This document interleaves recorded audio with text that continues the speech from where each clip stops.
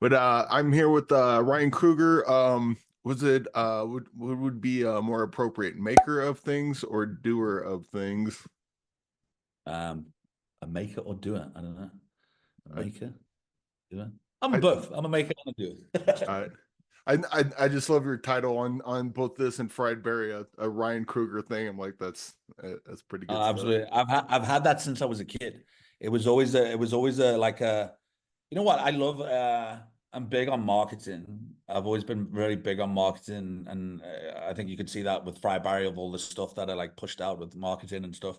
There's a lot of stuff still to come with street trash, but as a kid growing up, it was like you used to get like a Spike Lee joint or a Alfred Hitchcock flick. So it was always a thing when I was young. I was like, oh, I need something that somebody would remember, and it's always just like stuck with me since I was a kid. So I've always used it. It's a Ryan Kruger thing. It's a thing. Yeah. And That a film? after watching Fried Berry, I'm like, yeah, that totally makes sense. And I watch this, I'm like, yep, we got more of that. What started Street Trash? Because this is kind of like a remake, but the story's not same. It works kind of like a sequel, kind of like a remake. But I think for what the original Street Trash was and what this is, your style lends itself well to this kind of movie. Yeah, I mean, I was approached to do this film, so I had I didn't pitch for it or it wasn't like a thing I was like planning to do or anything like that. So I was approached to do it, and which really excited me because I was originally a fan of the film. I watched it many times as a kid, and then over the years coming back to it.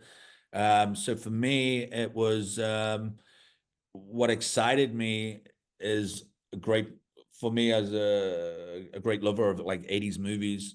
For me, it was one of those things where I love the original. I'm not going to copy the original. I want to stay away from the original, apart from the nods and cool stuff what people liked from the original and important stuff, which is obviously the prosthetics, it's the multicolored goo. So there's things like that where we have to tick those boxes because that's what the original fans liked. It's what I liked from the original, and obviously it was great to have a cast of the homeless people, but also coming up with something new, like a stronger, bigger narrative.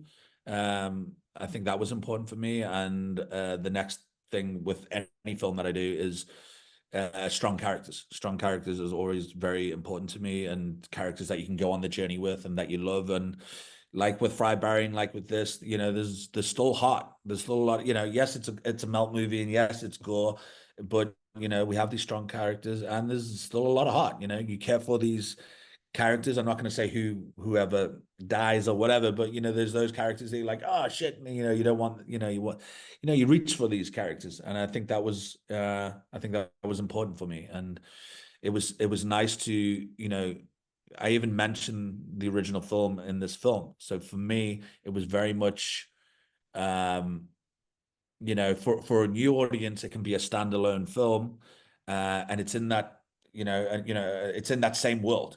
This it's a sequel. It's in that same world. It's just later on, and then for fans, it's 100%. It's 100% a sequel. It's we mention it in the film, and I think that's what was important to capture still that DNA of the original, and the fact that we shot on 35 lends itself more to the 80s look, the soundtrack more to that like 80s feel, but still modern.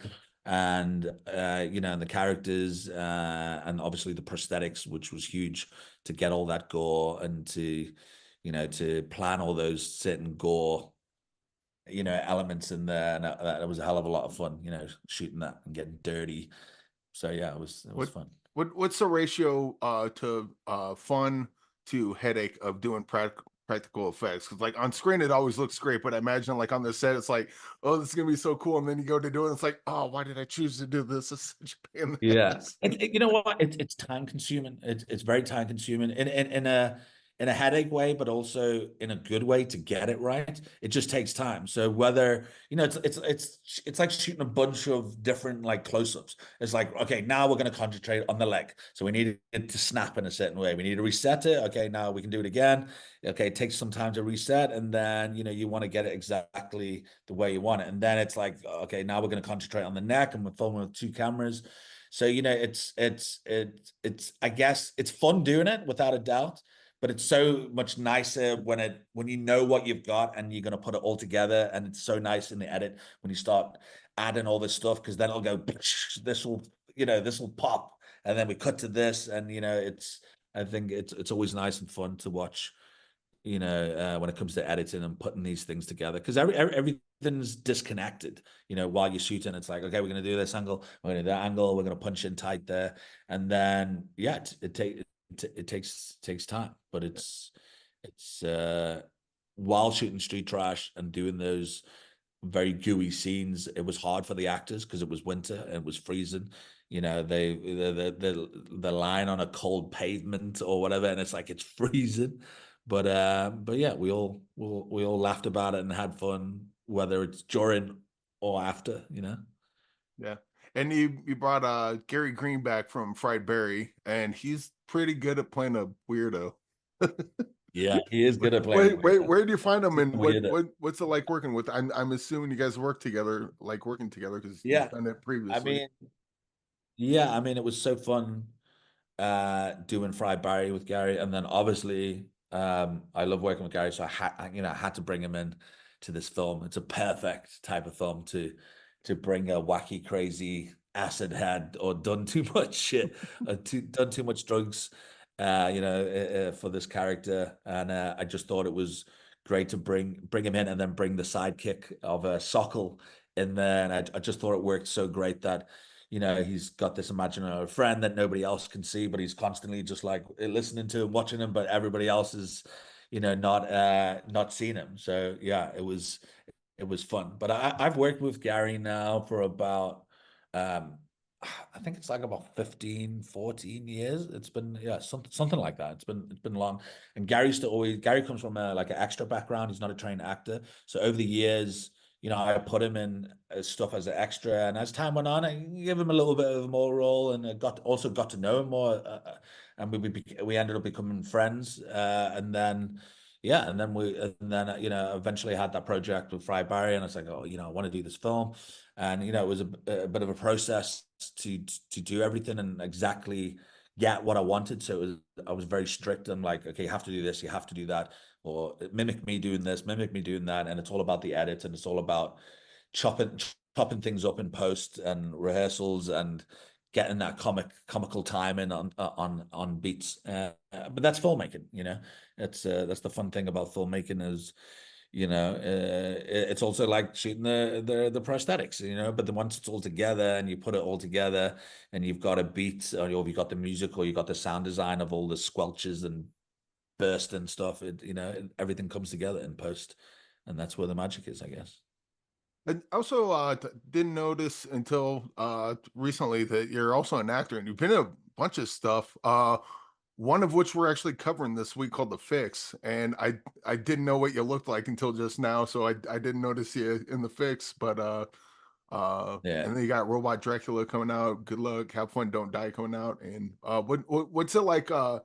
What's it like working as an actor on a movie versus doing the writing, directing, and had is that more pressure, less pressure? What do you Oh think? no, no. For me, it's more pressure doing acting than directing. Um, I think you know, I started as an actor first. I think there's a lot of people out there, when they see me acting, they go, "Oh, he's trying the acting thing," and I'm like, "Well, actually, I actually started a long time before I did directing. I started acting first, so I enjoy acting. I always have, and I'll always do it. I don't have to choose. I'll always do directing. I'll always do my acting. Directing, I've got more control over with my career.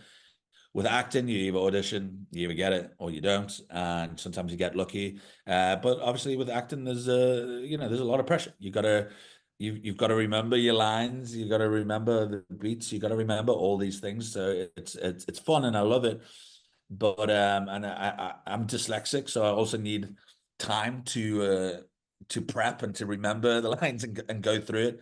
So I think with directing, obviously I've got a lot of pre-prod, and I've got a lot of things that I can plan. I'm not on the spot. The camera's not in my face or anything like that. So it's like, career wise, I've always got like a million things going on with directing and stuff that I'm writing or stuff what I'm doing. So when it comes to acting, sometimes I'm like, it's a lot, you know, it's a lot to do an audition. And if I get sent like 4 pages of dialogue or even a page of dialogue, I'm just like, shit, like it's hard, you know, it's hard. I enjoy it, but it's hard, but I just need a little bit more time to fucking learn that shit to be able to be able to pull it off. But as an actor, I also like improv. So I love improv and being in the moment. And I guess sometimes you're lucky with certain directors that you work with, and sometimes you're doing TV and everything is set in stone and you got to do word for word, you know? Yeah, and you seem pretty busy because you got another movie, Gums, coming out. With I saw that your co-writer was a producer on Glorious, which loved that movie, and both you two working together, that's got to be insane. Yeah, Jay. But Yeah, no, he's oh, awesome. Yeah, no, he's awesome. So it's one of those things. It is in the pipeline. There's a few other projects that we're trying to push forward, but as always, you're pushing all these projects, and Gums is the closest one at the moment.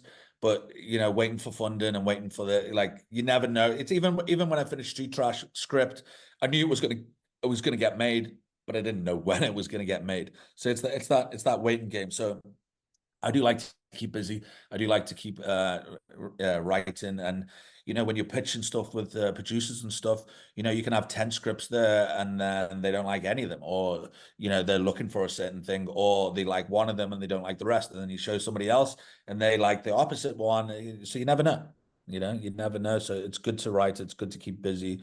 I still love shooting experimental films and just doing different stuff to keep going and to like, I need a film shit, otherwise I just get bored. Like I don't think I've got a life really. I just constantly want to like film content and film stuff and just keep at it. You know, that's what makes me happy, I guess. do you ever overbook yourself? Like you're directing a movie, you're writing another movie, you're acting in 3 movies, and you just say yes to everything, and then it comes, it's like, oh, I had 2 things I already promised today. I can't. Yeah, I'm well, I'm very selective of you know, there's stuff that I audition for that if I get, then great.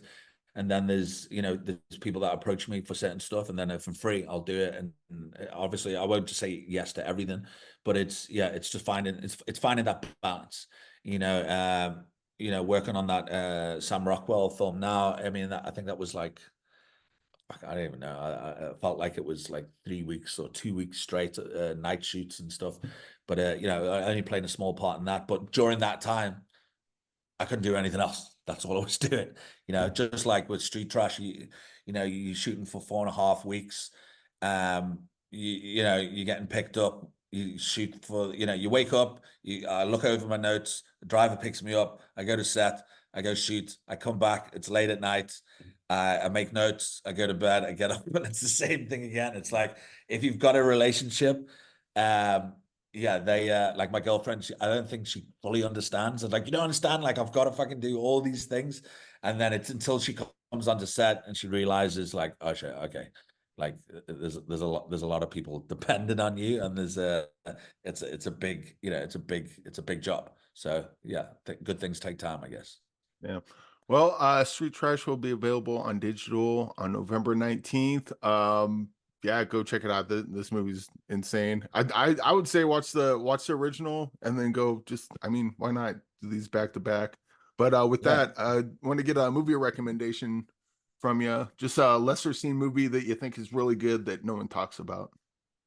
I'm just gonna say this because I watched it. It's not horror related or anything like that. I just watched Papillon the other day again, and it's so cool to see Dustin Hoffman and Stephen Queen in Papillon. Such a good film. If you haven't seen it, like go fucking watch it. It's like most films don't even come close to that today. So yeah, go check What that out. what is it about that one that gets you going? It's again, man. It's just a fucking good story, man. Good characters, good story, and it's like super young Dustin Hoffman, and they just don't make films, man. They just don't make films like that anymore. It's just like it's like there's so many you know, there's so many films like that that people have, you know, when are they ever going to watch it? It's not going to go on Netflix. You know what I mean? It's like it's you know, you should go check out like it's like filmmakers of today, like what, you know, what made filmmakers of today, what I say filmmakers of today, whether they're 18 or 20 years old, like what made them want to do movies, you know? So for me, it's like, you know, it's 50s, 60s, 70s, and 80s and early 90s. That's what made me want to do film. So it's just like, I feel that there's so much love for these great films. They're just getting lost in time that nobody fucking knows about. So, you know, go check out Christine or go check out The Thing. You know, it's all these films that, you know, that sadly, you know, either people don't know about it, or around our age, obviously everybody, you know, we all know, but it's like the new audience coming up, like go do your research, go watch some fucking cool films. You know, there's more. I think there's more shit films today than ever. You know what I mean? I find myself going back and watching, you know, these classics, because I'll watch like a new film every now and then. There's some good stuff, but a lot of the time I watch, I'm 5 minutes in or 10 minutes in, I'm like, this is shit. This is bad. Yeah. Well, So, I mean, there's some shape films where I'm like, I'm kind of digging. yeah. Well, there's those type of movies. There's also those type of movies, but there's a reason why you like that, you know. So yeah. So. But yeah, Ryan, thanks for joining me. Everyone check out Street Trash, and yeah, and go back, watch Friedberry. And by the time this comes out, I believe The Fix will be out as well. So go check that out as well. And thanks for joining me. Cool, man. Thank you very much.